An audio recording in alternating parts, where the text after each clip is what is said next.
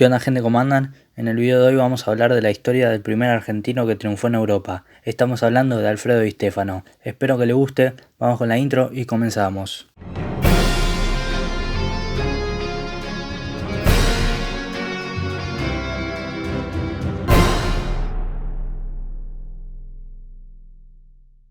Alfredo Di Stéfano nació el 4 de julio de 1926 en el barrio Barracas, en la ciudad de Buenos Aires, Argentina, en el seno de una familia de clase media-baja. Su padre también se llamaba Alfredo Di Stéfano, su madre era Eulalia Lautle Calmont y su padre paterno, Michel, fue el primer Di Stéfano que llegó a Buenos Aires, procedente de la isla napolitana de Capri. Entre 1940 y 1943 jugó junto a su hermano Tulio en el Club Social y Deportivo Unión Progresista, hasta que recibió un telegrama citándole para una prueba con el Club Atlético River Plate. Fue así como en 1944 recaló en las categorías inferiores del club, donde permaneció hasta que disputó su primer encuentro jugando para el primer equipo el 15 de julio de 1945 frente al Club Atlético Huracán, en la jornada 12 del campeonato de la liga, que finalizó con derrota por 2-1. Fue el único partido en el que jugó en ese torneo, en el cual su equipo terminó coronándose campeón y al año siguiente se fue cedido al Club Atlético Huracán, club que ya se había percatado de su inmenso potencial, debutando en la primera jornada del campeonato el 21 de abril de 1946 en la derrota por 1-0 contra el Club Atlético Chacarita Juniors. El 26 de mayo de 1946, en el estadio Tomás Adolfo Ducó, el delantero anotó sus primeros 2 goles para el triunfo 3-1 sobre el Club Estudiante de La Plata. Esa temporada jugó un total de 25 partidos e hizo 10 goles. Pese a la bola delantera que conformaba con Tucho Méndez y Turco Simes, dada a la alta cantidad que se pidió por su pase definitivo para retenerlo la siguiente temporada, los dirigentes de Huracán no pagaron dicha cantidad por la inminente huelga que se avecinaba, donde todos los jugadores podrían quedar con sus derechos en su poder por encima de los clubes, circunstancia que terminó sucediendo el año siguiente y volvió a River Plate, sustituyendo al gran referente del equipo Adolfo Pedernera, con quien volvería a coincidir años después. Se convirtió en el ídolo local y fue el año de su explosión como futbolista. Ese año consiguió el campeonato de 1947 y se proclamó máximo goleador del torneo con 27 goles en 30 partidos. Fue también en ese año cuando se incorporó por primera vez a la selección argentina, con la que ganó el campeonato sudamericano en Guayaquil en 1947, jugando 6 partidos y convirtiendo 6 goles. Además, disputó la 18ª edición de la Copa Baldado, donde anotó un gol en los 2 partidos de la final que ayudaron a su equipo a salir campeón del torneo internacional. Y el 20 de julio anotó el primer hat-trick de su carrera en la victoria por 5-1 frente a Tigre. En 1948 participó en la Copa Sudamericana de Campeones, un torneo oficial antecesor de la Copa Libertadores, donde logró el subcampeonato y anotó 4 goles en 6 partidos. En el campeonato doméstico finalizó también como subcampeón por detrás del Club Atlético Independiente, habiendo disputado 23 partidos en los que anotó 13 goles, precisamente tras el partido que enfrentó a ambos conjuntos con remontada final de los de Avellaneda, se produjo la huelga de futbolistas. Debido a esto, la Asociación del Fútbol Argentino decidió que los últimos 5 partidos del campeonato se jugasen con jugadores no profesionales o amateur. Fue el principio del fin de su carrera en Argentina. Dio comienzo una disputa entre los futbolistas argentinos agremiados y el gobierno del general Perón, que no tuvo resolución hasta mayo de 1949. El Ministerio de Trabajo impuso un salario tope de 1.500 pesos inaceptable por los futbolistas y que provocó un éxodo sin precedentes a diferentes países. Disputó 12 partidos en los que anotó 9 goles antes de recibir una irrechazable oferta desde Colombia, que no estaba afiliada a la FIFA. Antes jugó curiosamente unos minutos como arquero. La anécdota ocurrió el 31 de julio de 1949 cuando sustituyó a Amadeo Carrizo durante 33 minutos. Mantuvo el arco en cero y su equipo ganó 1-0 el clásico argentino frente a Boca Juniors. Hablemos un poco de su paso por Colombia. Di Stéfano fue uno de los casi 60 futbolistas argentinos que emigraron al fútbol colombiano, liga que tenía los mejores jugadores sudamericanos de la época. Se incorporó al Club Millonario de Bogotá, donde junto a figuras como sus ex compañeros Adolfo Pedernera y Néstor Rossi, Antonio Báez, Fello Mesa o Julio Cosi, entre otros, conformó uno de los mejores equipos del continente durante esa época de comienzos de los años 1950, y fue bautizado por los periodistas colombianos como el Ballet Azul, Equiparando con grandes clubes europeos, la prensa llegó a afirmar que jugar contra el Millonarios era todo un honor para cualquier equipo en el mundo. Destacado por su formidable juego, Di Stéfano y sus compañeros se consagraron campeones 4 veces del campeonato de la liga. Además, Di Stéfano fue 2 veces máximo goleador del campeonato. En 1952, el club colombiano fue invitado a participar en un torneo internacional en celebración de los 50 años del Real Madrid Club de Fútbol, torneo en el que también formó parte el campeón sueco IFK Norrköping. Curiosamente, la invitación fue recibida tras la renuncia de River y ellos fueron quienes aconsejaron a los madrileños que se dirigieran al conjunto colombiano como el indicado para participar en el torneo. Allí, el equipo colombiano consiguió el trofeo tras desplegar un gran juego y derrotar 4-2 al Real Madrid, con el jugador argentino como el gran destacado. Lógicamente logró ser visto por Santiago Bernabéu, presidente del Real Madrid en ese momento, y se propuso contratarlo. Sin embargo, el traspaso no se dio hasta la finalización de la prestigiosa pequeña Copa del Mundo de Clubes del año siguiente, cuando fueron incentivados por la estrecha relación entre los presidentes de ambos clubes, y en el que fue el fichaje más controvertido hasta el momento de la historia del fútbol. El 18 de febrero de 1953, el partido ante el Sport Club Rapid Wien de dicho torneo fue la despedida de la Saeta Rubia, dejando para la historia 90 goles en 101 partidos oficiales en la Liga Colombiana, 10 goles en la Copa Colombiana en el mismo número de encuentros y 51 goles en 61 partidos no oficiales nacionales e internacionales. Hubo mucha polémica con su pase, con documentos que salieron a la luz durante el último tiempo, donde Di Stéfano acordó ser jugador de Barcelona y después firmó con el Real Madrid. Pero eso es otro tema para otro video.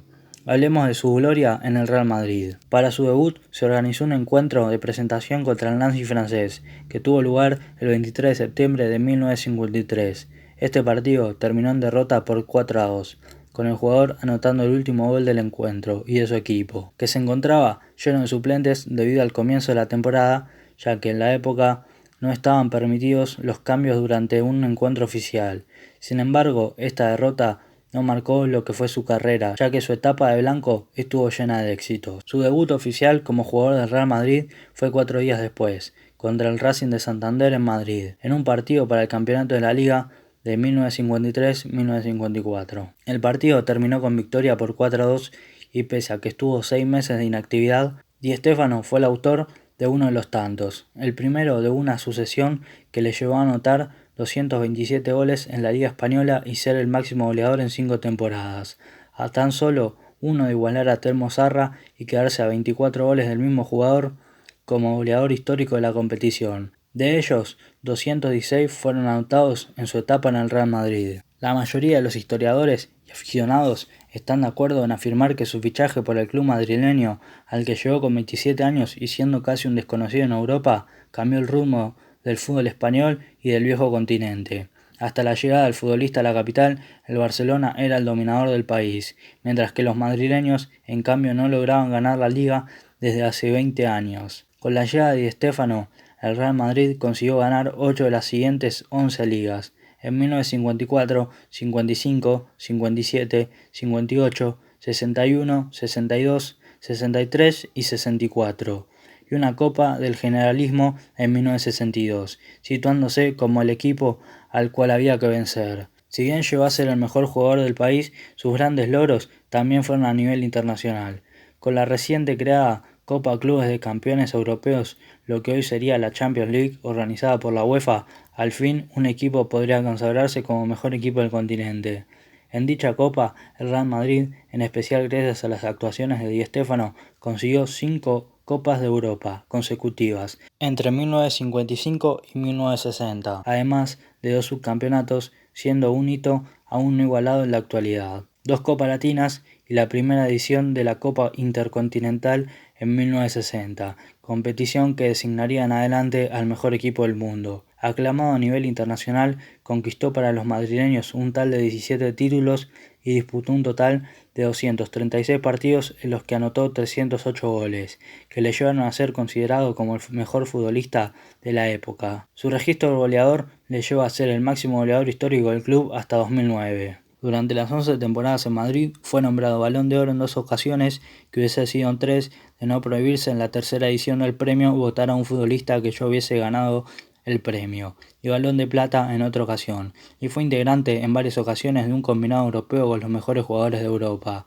en los que fueron los primeros partidos amistosos a nivel continental. Su fama le llevó incluso a protagonizar por primera vez un film, en 1956, con la película La Saeta Rubia, en la que él se interpretó a él mismo y luego de esas películas interpretó varias más. Su último partido oficial con el conjunto madrileño se produjo el 27 de mayo de 1964 en la Copa de Europa, el partido correspondiente a la final de aquella edición. Finalizó con una derrota por 3-1 contra el Inter de Milán de Lenio Herrera, Luis Suárez y Sandro Mazzola. Diversas diferencias con el técnico del conjunto, quien era su compañero temporadas atrás, Miguel Muñoz, y con la renovación de su contrato, creyendo el presidente Santiago Bernabéu que no merecía ser tan importante debido a la alta edad de Di Stéfano, dieron finalmente con el final de la etapa del jugador en el club, que puso rumbo a Barcelona para disputar los últimos años de su carrera en el Español. Durante su etapa como jugador del Real Madrid, más precisamente el 26 de agosto de 1963, Di Stéfano fue secuestrado en Caracas por miembros de las Fuerzas Armadas de la Liberación Nacional de Venezuela, grupo guerrillero que operó en Venezuela durante los años 60 mientras el club madridista disputaba la pequeña Copa del Mundo de Clubes. Pero eso es otro tema para otro video. En el Español disputó 2 temporadas para retirarse el 3 de abril de 1966, fecha en el que disputó su último partido como profesional. Actualmente es el séptimo jugador más veterano en disputar un encuentro del Campeonato de la Liga de España. Su último partido fue un homenaje el 7 de junio de 1967, jugando entre el Real Madrid y el Celtic, club que pretendió sus servicios pero se le anticipó el club de Barcelona, y que venció 1-0. En el minuto 13 Di Stéfano se sacó la cinta de capitán y se la entregó a Ramón Grosso, jugador que heredó su número en el equipo. En medio de los aplausos de todo el Santiago Bernabéu y tras el que recibió la máxima distinción al deporte de España, la medalla de oro al mérito deportivo. Hablemos un poco de su etapa en las selecciones. El futbolista jugó oficialmente para 2 selecciones, hecho permitido en la época. Con la selección argentina jugó 6 partidos debutando internacionalmente el 4 de diciembre de 1947 en Ecuador, en un partido para el Campeonato Sudamericano de 1947. Frente a la selección boliviana que finalizó 7-0 a favor de Argentina y en el que anotó un tanto. Durante el campeonato hizo 5 goles, incluido su primer hat-trick de selecciones anotado frente a la selección colombiana que a la larga ayudaron a su equipo a coronarse campeón, siendo su único y más importante triunfo a nivel de selecciones durante su carrera. Tras su paso por Colombia y debido a un paréntesis en la liga del país, sus integrantes organizaron partidos de selección bajo el nombre de Combinado 11 de la Liga Colombiana, que no era la selección colombiana absoluta, en el que tuvo 4 participaciones como invitado, hecho por el que no constan en los registros oficiales de la FIFA, ya que no tenía la nacionalidad. Una vez en España, Di Stéfano se analizó ciudadano español en 1956 tras unos trámites que demoraron 2 años, por lo que el 30 de enero de 1957 jugó su primer partido con la selección española, enfrentándose a la selección holandesa, en el que España ganó 5-1 con un hat-trick de Di Stéfano.